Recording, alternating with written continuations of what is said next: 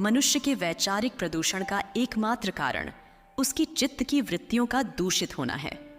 हम सभी अपने स्थूल शरीर के बाह्य कलेवर से परिचित हैं और उसके रोगग्रस्त होने पर उसका उपचार भी तुरंत करना प्रारंभ कर देते हैं, लेकिन अपने मन की दूषित वृत्तियों को जानकर भी उसका उपचार करना हमारे वश में नहीं हो पाता और उसके लिए किए गए प्रयास भी आधे अधूरे ही रहते हैं। इसके कारण मन की वृत्तियां दोषमुक्त नहीं हो पाती और मन की मलिनता भी दूर नहीं हो पाती। बात केवल यहीं तक सीमित नहीं है। मन की ये दूषित वृत्तियां हमारे साथ न जाने कितने जन्मों से हैं और अगले जन्मों में भी साथ रहने वाली हैं, क्योंकि इनका परिष्कार करने की ओर किसी का ध्यान नहीं जाता। यदि हमारे शरीर में कोई गंभीर बीमारी है, वह लंबे समय से शरीर रोगग्रस्त है, तो शरीर का अंत होने पर उस बीमारी का अंत हो जाता है। लेकिन मन की दूषित वृत्तियां जो न जाने कितने समय से हमारे साथ चिपकी हुई है, उनका परिष्कार न होने पर वे शरीर का अंत होने पर भी हमारे साथ जुड़ी रहती हैं और अपने दूषित प्रभाव से हमारे मन व मस्तिष्क को नकारात्मक तत्वों से भरती रहती हैं।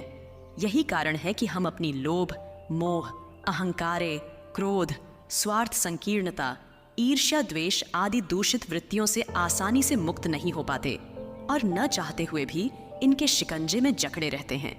इन दूषित वृत्तियों के कारण हमारे जीवन का प्रकाश धूमिल होता है और हम अंधकार से घिरते जाते हैं।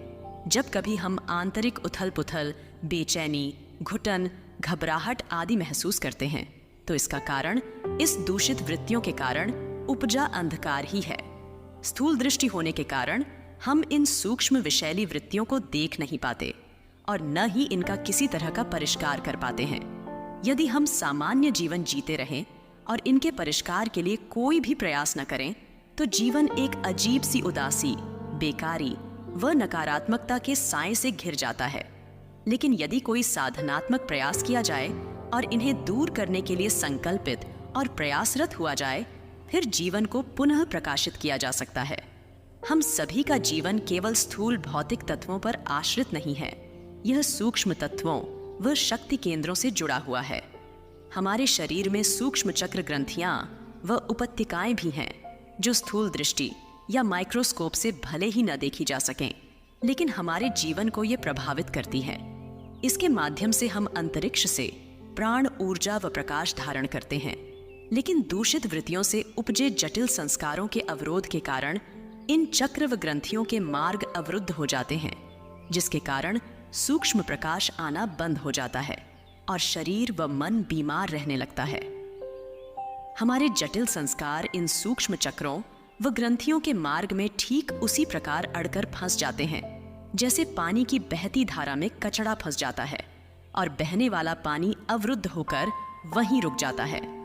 ठीक उसी तरह इन चक्रों द्वारा अंतरिक्ष से मिलने वाला प्रकाश इन संस्कारों के मार्ग में आ जाने के कारण अवरुद्ध हो जाता है और हमें घुटन व घबराहट महसूस होने लगती है। यदि किसी व्यक्ति की चित्त वृत्तियां अत्यधिक दूषित हैं, तो उसका जीवन तामसिक वृत्तियों से घिर जाता और जड़ता का उसके जीवन में प्रवेश हो जाता है। ऐसे व्यक्ति तमोगुणी कहलाते हैं। आलस्य करना, कुछ कार्य न करना, सोचने विचारने की क्षमता न होना आदि तमोगुणी व्यक्तियों के लक्षण हैं। मानसिक रोगी व मंद बुद्धि व्यक्ति इसी श्रेणी में आते हैं। यदि चित्तवृत्तियां थोड़ी मात्रा में दूषित हैं, तो ऐसे व्यक्ति रजोगुणी व्यक्तियों की श्रेणी में आते हैं। महत्वाकांक्षी होना, प्रतिस्पर्धा करना, अस्थिर होना, चंचल होना आदि रजोगुणी व्यक्तियों के लक्षण हैं। सामान्य जीवन जीने वाले ज्यादातर वे लोग रजोगुण की श्रेणी में आते हैं, जो अपना जीवन अपनी महत्वाकांक्षाओं को पूरा करने में लगा देते हैं। इसके अतिरिक्त एक श्रेणी ऐसे लोगों की भी है जिनकी चित्तवृत्तियों का परिमार्जन व परिष्कार हो गया है। ऐसे लोगों के जीवन में सात्विकता का प्रकाश बहता है। ऐसे लोग अपने शरीर के सूक्ष्म चक्रों व ग्रंथियों के माध्यम से पर्याप्त प्राण ऊर्जा व प्रकाश को धारण करते हैं और स्वस्थ मानसिकता का जीवन जीते हैं। इनका जीवन उच्च चिंतन व शुद्ध भावों से सराबोर रहता है। वह मन स्थिर, शांत व प्रसन्न रहता है।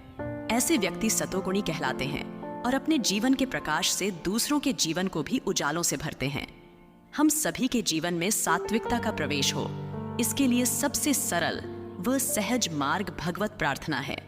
इसी प्रार्थना के माध्यम से हम भगवत भक्ति के मार्ग पर आगे बढ़ते हैं और सात्विकता का भी हमारे जीवन में प्रवेश होता है, जिससे हमारे सूक्ष्म चक्रों के अवरुद्ध मार्ग खुलने लगते हैं और उन सूक्ष्म चक्रों द्वारा भगवत प्रकाश का हमारे जीवन में प्रवेश होता है।